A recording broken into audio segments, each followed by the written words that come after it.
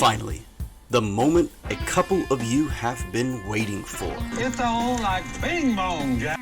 Coming to you from an undisclosed location in Duval and St. Johns County. The show for Jag fans by Jag fans. You can't have a newcomer come in and steal the show. Here are your hosts, Franklin and Michael how you say it? DeZoba. Welcome to the Jaggernaut Podcast.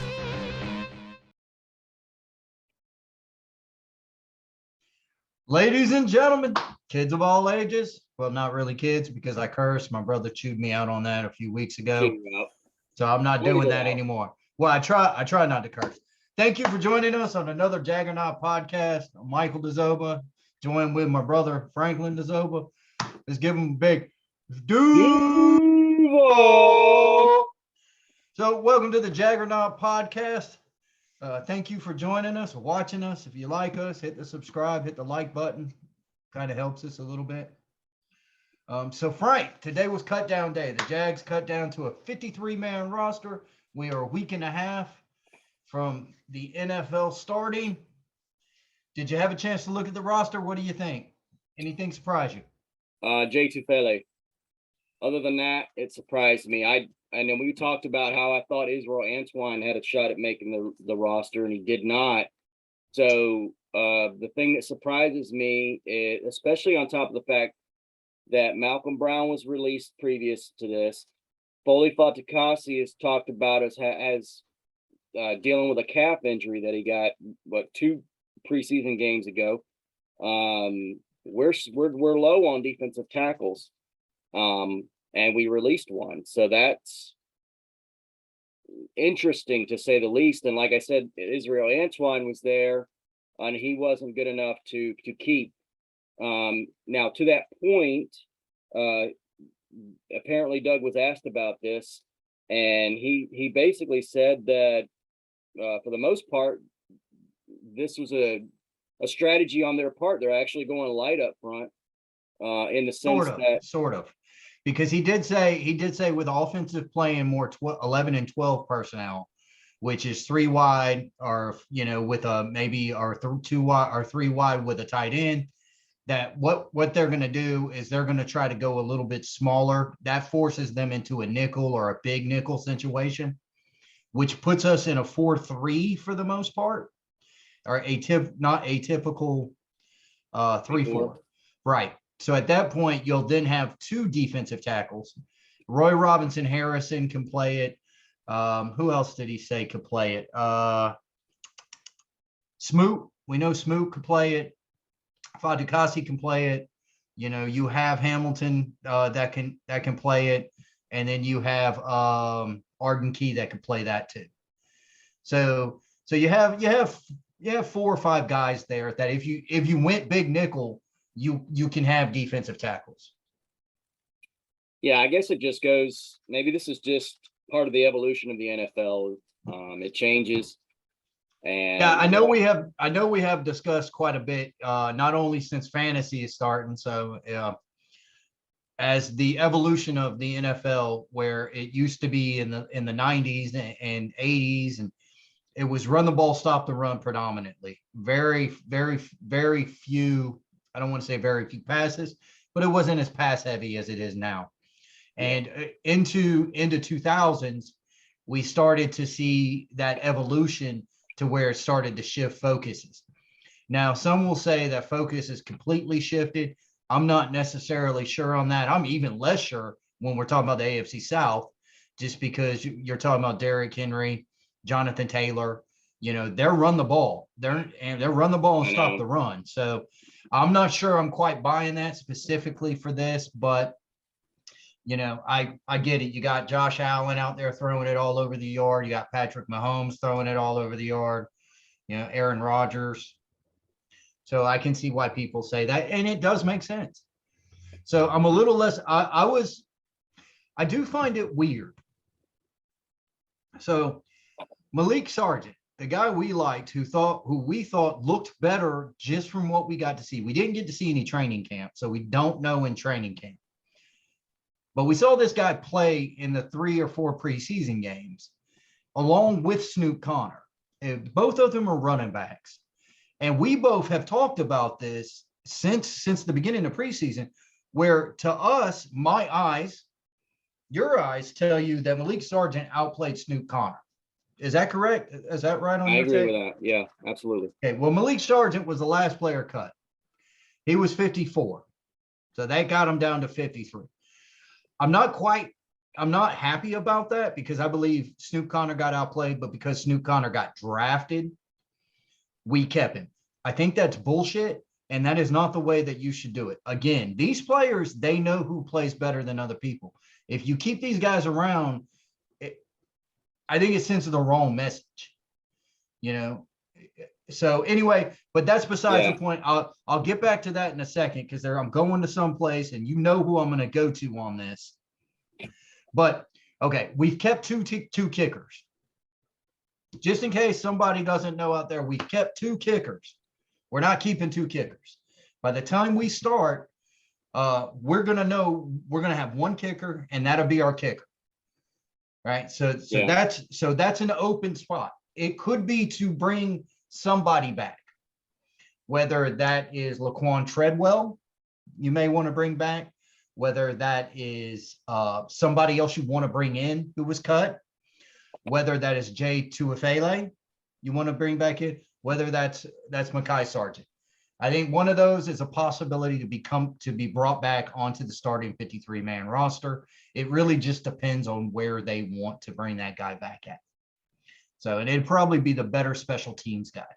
Well, I think, and that's the other thing too. So they've cut some good special teams guys too. Rudy Ford being the most notable. So that's an interesting change. Hell, so speaking of Rudy Ford or Caleb Von Chason, J2 Afele or Caleb Von Chason, Laquan Treadwell or Caleb Von Chason. Well, look, man. Hey, here's the thing, and this is you don't. So they gave an example of why they went light on the tackles, or what I'm calling light, whatever you want to call it. Maybe there's something with that they see in their scheme where Chason's the better value. Now, I don't understand that, but I'm not saying it's unreasonable, by the way. I'm just saying we don't know how they're exactly looking at it. Now, Chason, I think, plays special teams, but too. He's just not. He better damn well play special teams. So I don't understand. To me, he's becoming my new Tavon Bryant. I hate to say that, but I understand he was drafted in the first round. I get that, but I haven't Tuafele. Keep him. I haven't seen anything from him. Tuafele was He was one of those big guys, and he hadn't been in the league for 3 years. Yeah.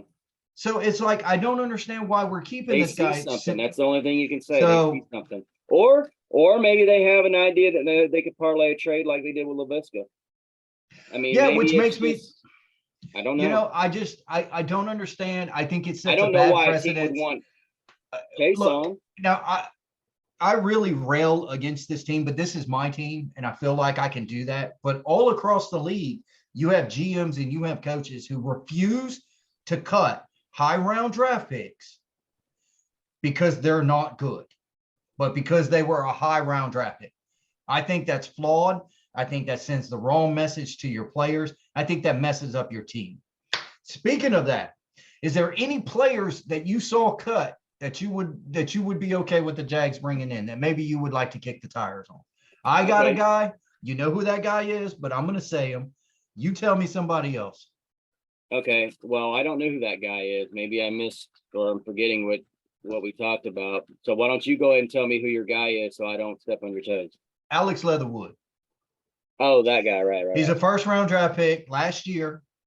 All right. I would kick the tires on him. I thought you were just asking a question. I didn't know you were kind of. Now, the question I don't know is because he was waived, which means he's not a 4-year player yet. Would we have to automatically bring him into a 53, or can we bring him into the practice squad?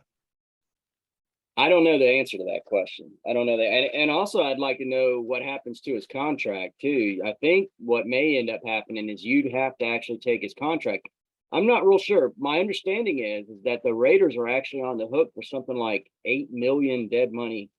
So they're Yeah. actually paying him to not play, which How is bad is that? weird. How bad is that guy, They're, right? and that's the thing. Their offensive line isn't that great. Of all the things that the Raiders are stacked in a lot of places, but not offensive line. So I don't know what's there. I don't understand that. Like, why do you? So you just got done talking about how they don't release players that are high draft pick. That's a first round draft pick, Yeah.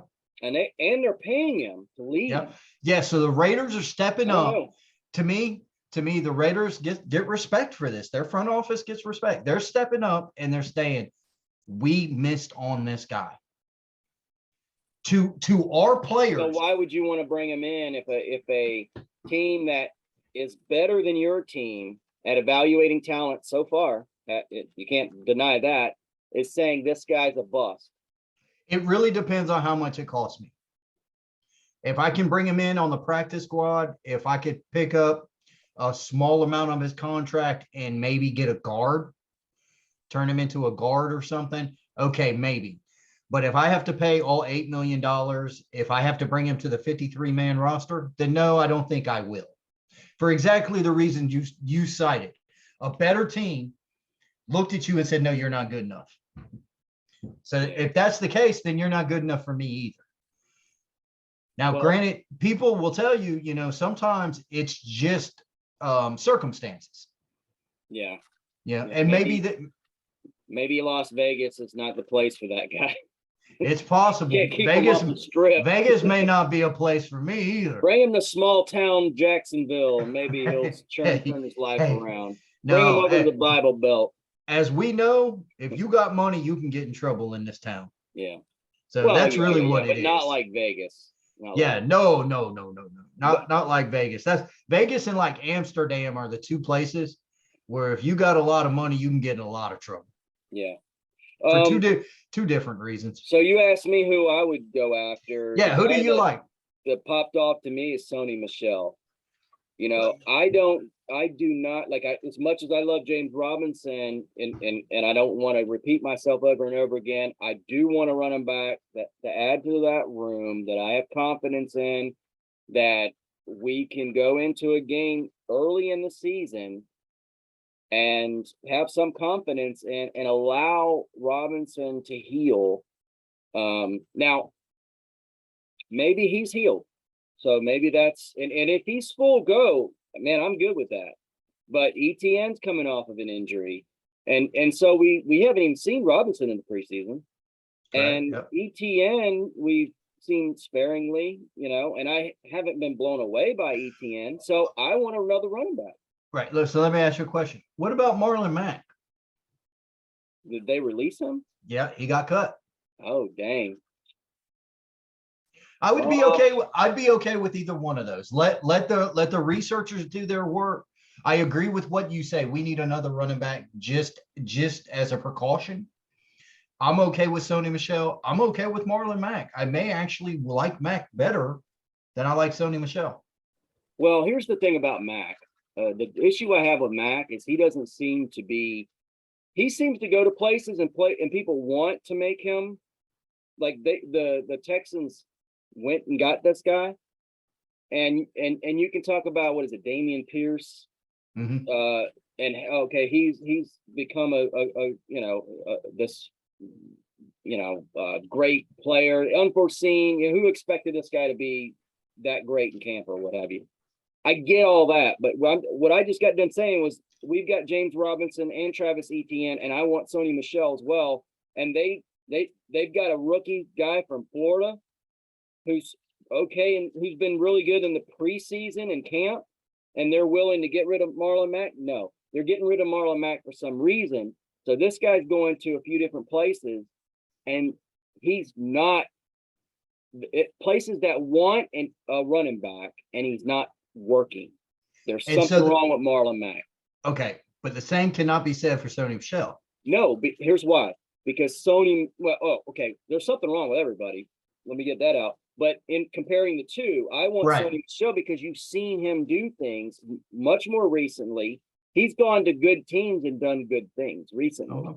Marlon Mack, he has had injury issues. We don't need to bring that. We're talking. The reason I want Sony Michel here is because of injury issues. We don't need to bring a guy who's got a history if we can avoid it.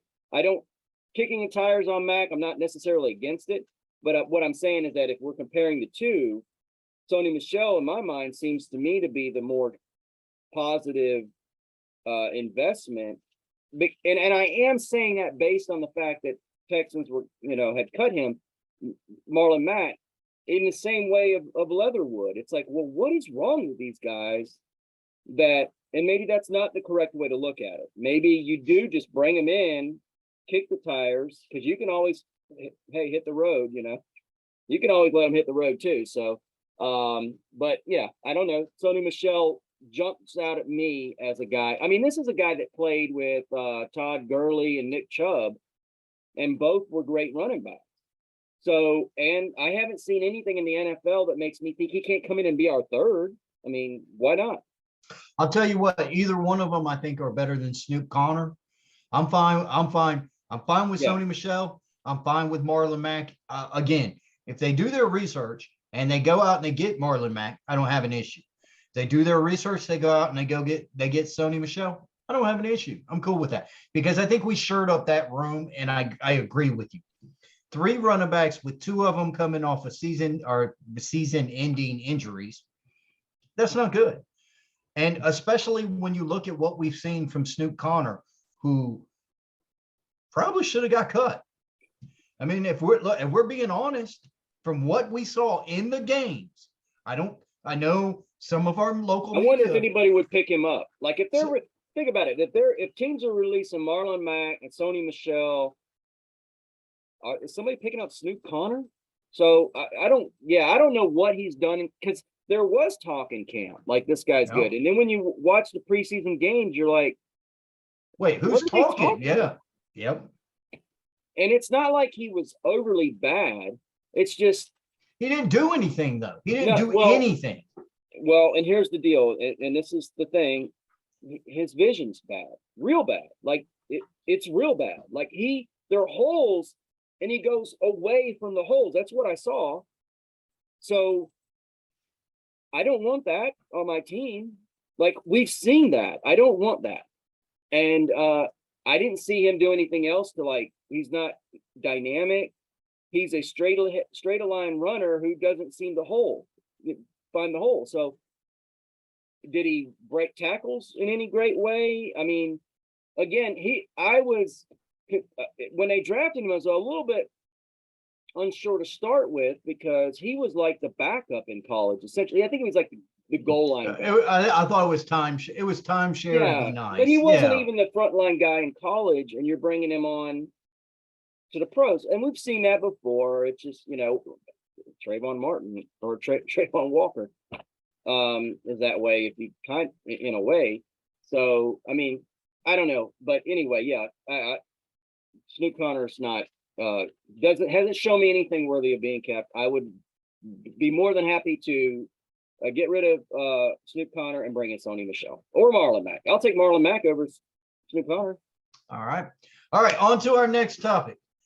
2 undrafted free agents made our team this year. You know who they are? Tim Jones is one, right? No, he was around. He's a second year. Tim Jones is a second-year guy. Did we draft him though? No, we picked him up from somebody else last year.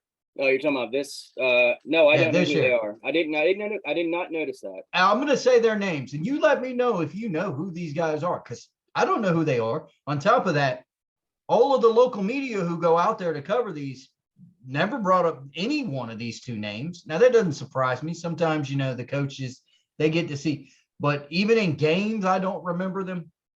So, Josh Thompson, cornerback.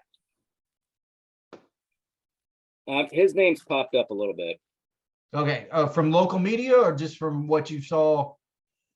A little bit from local media. And I think he made the play this past game on special teams. So maybe he's showing out in special teams and it got demonstrated. I can't imagine that one play in a preseason game gets you on the roster.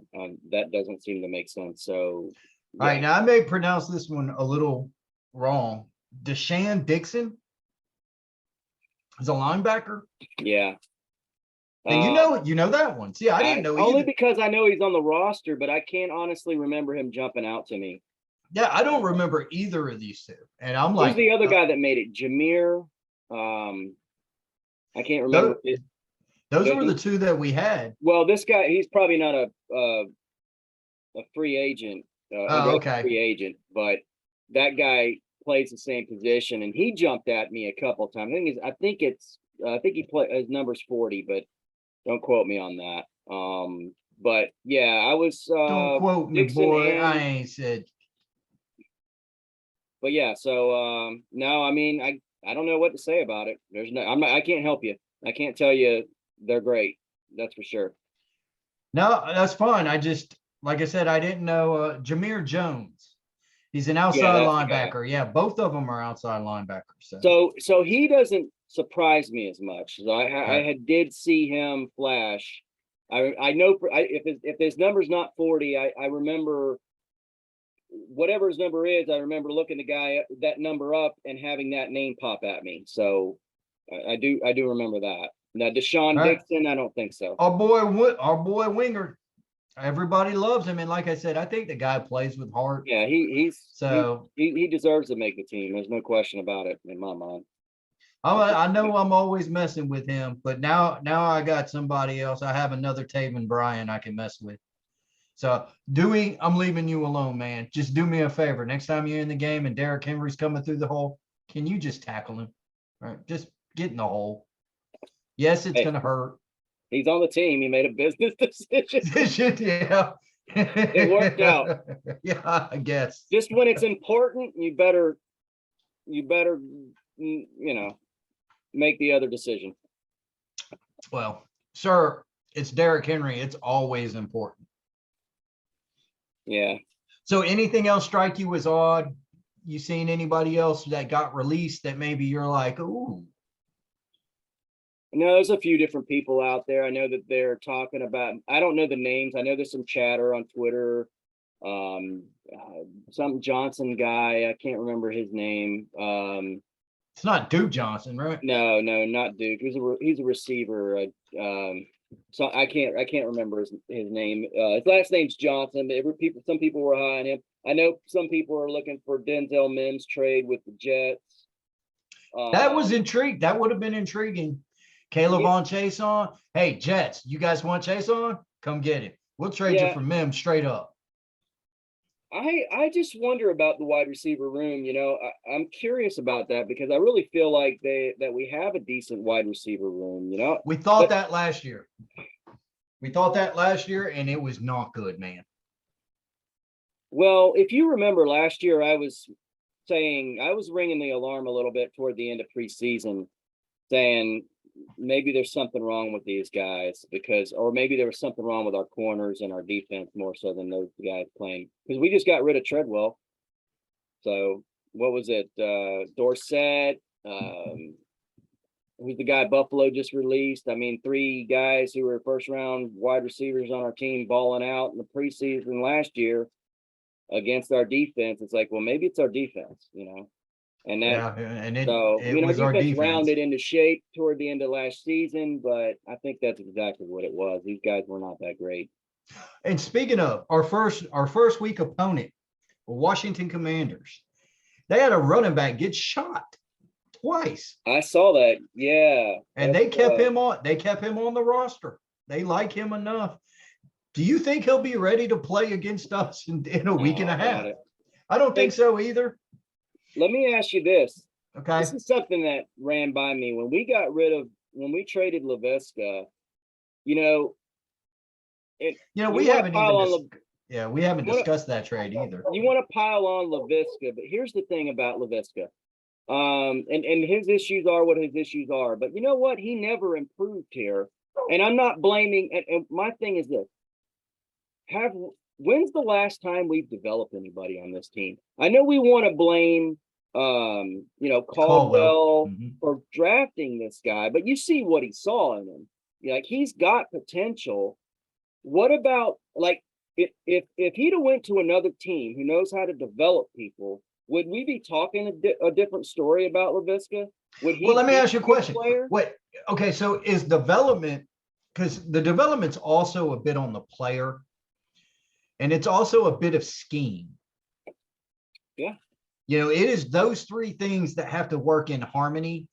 And we have been straight butter garbage for so long. There is no harmony on any of it. So many ways were bad, and this is the thing I'm asking. People go, "Oh, we drafted that guy. He's not good." 3 years, because that's what we do, right? We go, "Okay, it's been 3 years." That's what I'm doing. I'm doing that with one of our guys right now. Okay, but that's the thing. Like, what about the team's obligation to take these guys? These are college kids, man. What about the team's?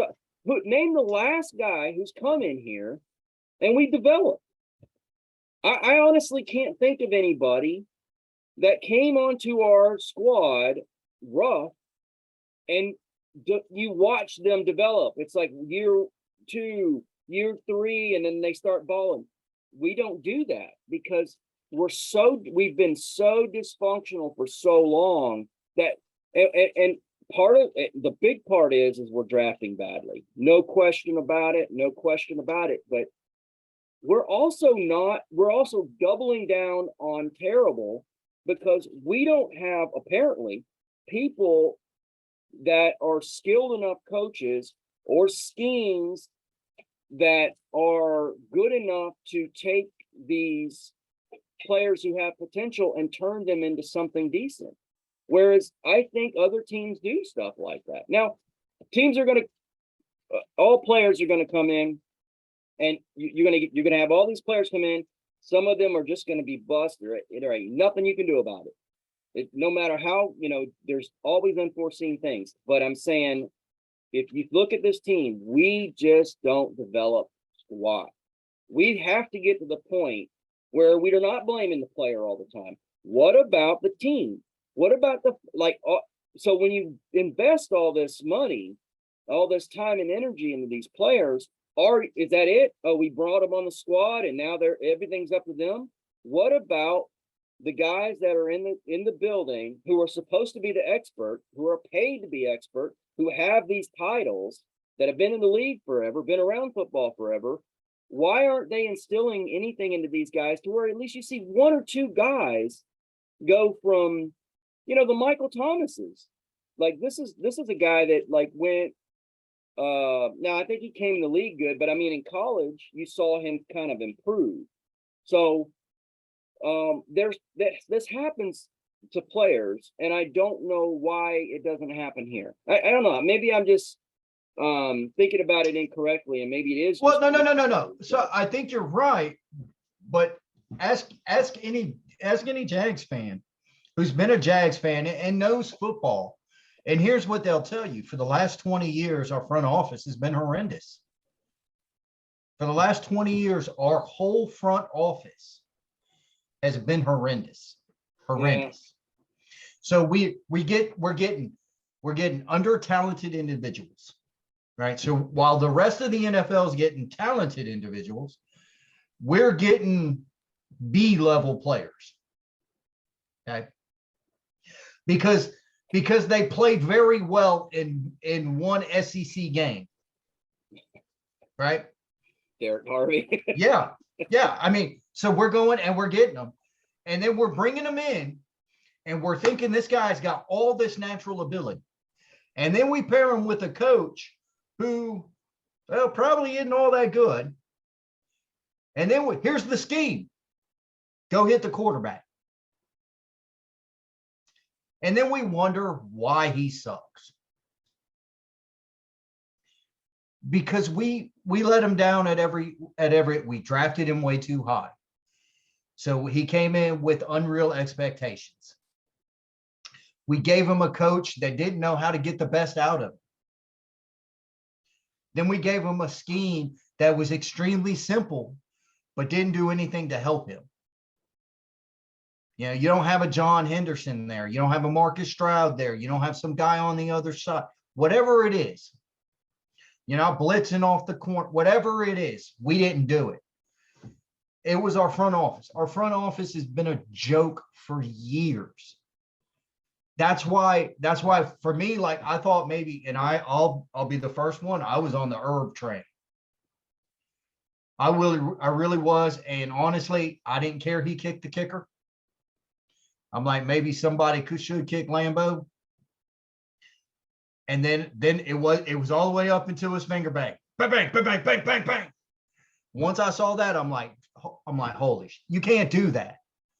I don't care who you are. You can't do that. And then, of course, the team sucked on top of it. And it was just straight down. But I wanted somebody different because I'm like, he knows what winning looks like. He doesn't. He doesn't know at all what winning looks like. So that was wrong. But I like the fact that we went and we got that. Yeah, I bought into it. At some point, I didn't like it at first, but the thing about Urban was he seemed like a good salesperson. And here's the other thing too, and I didn't even think about this. He was a magic bean salesman, man. I didn't even think about this, but we traded C.J. Henderson last year to the Panthers in the offseason. We traded LaVisca this year in the offseason. So not only did Urban destroy what was already a bad team, but apparently C.J. Henderson's issue was Urban. Or I heard that. So it's possible that we lost a first-round draft pick as well. So we had to choose between Urban and CJ. There was no choice because they've already invested in Urban. You can't get rid of so they had to get rid of CJ. Now, apparently he's playing, he looks like he's rounding into shape up there in Carolina. Really? I don't remember that last year. This is more, that's what they're saying. Apparently he's, I don't know. We'll see. But yeah, the NFL season will tell the story. And it could have been just another Dave Caldwell bust. Because right now, I'm putting him in the Dave Caldwell bust category. Yeah, but I agree. And I didn't want to draft him either. But here's the thing. Think about that possibility. Because we just got done talking about the dysfunction of this. Our owner decided to make this idiotic hire and lost the draft pick the year before for it. Look, I agree. To another with this team. But Shaw, we've established that Shaw's he's an absentee owner. He's not here. He didn't know what was going on. He hired a magic bean salesman. But he had 2 years to figure out what guy he was going to put in charge. I mean, he kept Marone and Caldwell here. Caldwell for sure, way past time. Yeah. He had to have been like, you're not looking or anyway, it doesn't matter. I don't want to keep it's the same reason why we're mostly anti-bulky. Yeah. But okay. I mean, segue.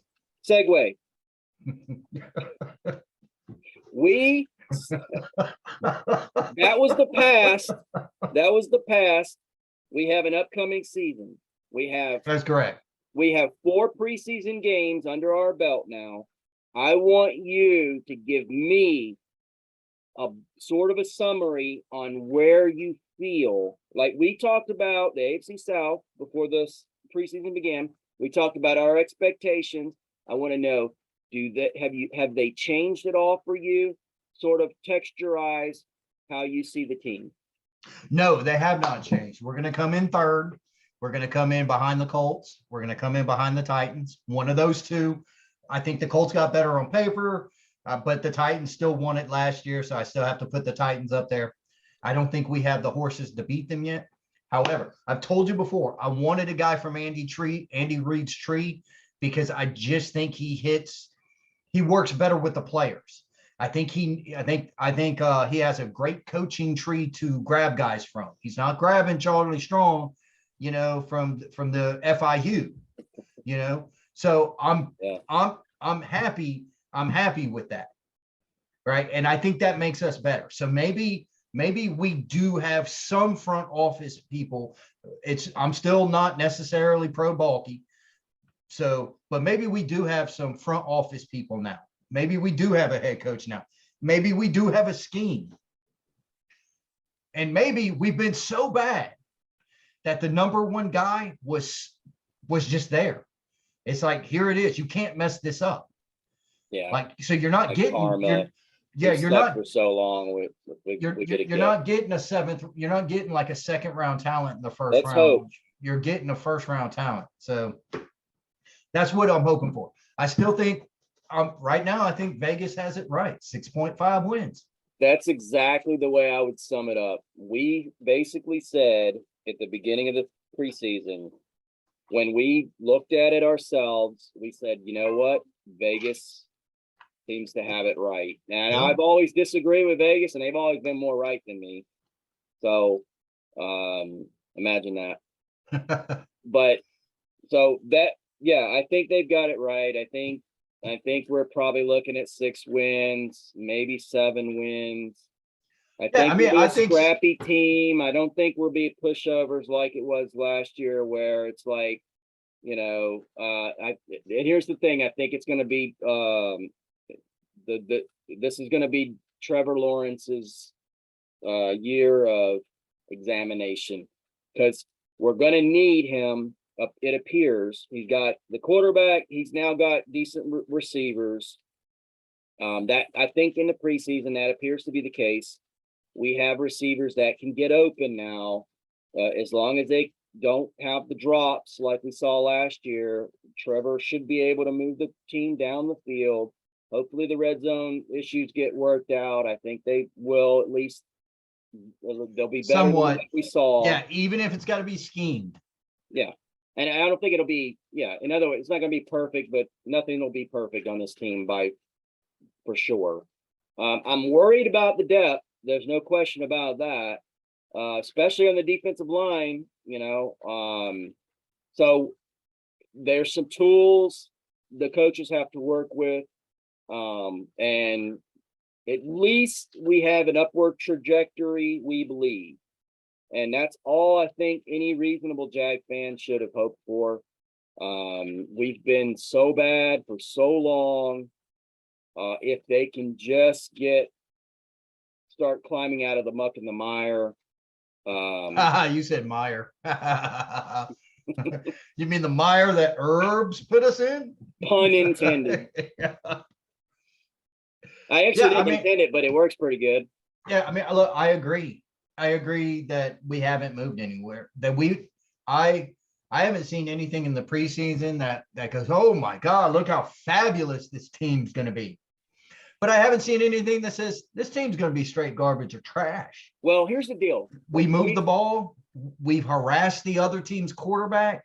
Our starters had done a good job stopping the run. There we go. If we can stay healthy, we might be able to compete. If we have any sort of injuries, we are not going to compete. Simple as that. Yeah, I think the one area outside of kicking, which the kickers have caused us issue. Outside of kicking, the one area that I do worry about the most, it's got to be our run game. Our run game was almost non-existent in the entire preseason. Yeah, people are going to say, well, the red zone was important too. And I'm not trying to display that or put that down. But man, we didn't run anything.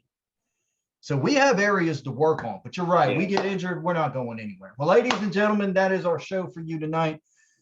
Thank you again. If you like us, hit the subscribe so you get notifications when we post these things, and then chat, put some stuff in chat if you have questions or you just want to start talking. And thanks for watching. We talk back. Yep. Thank you. Duval. Get it out there one last time. You got it. Yeah. That way, all 7 of you. Thank you.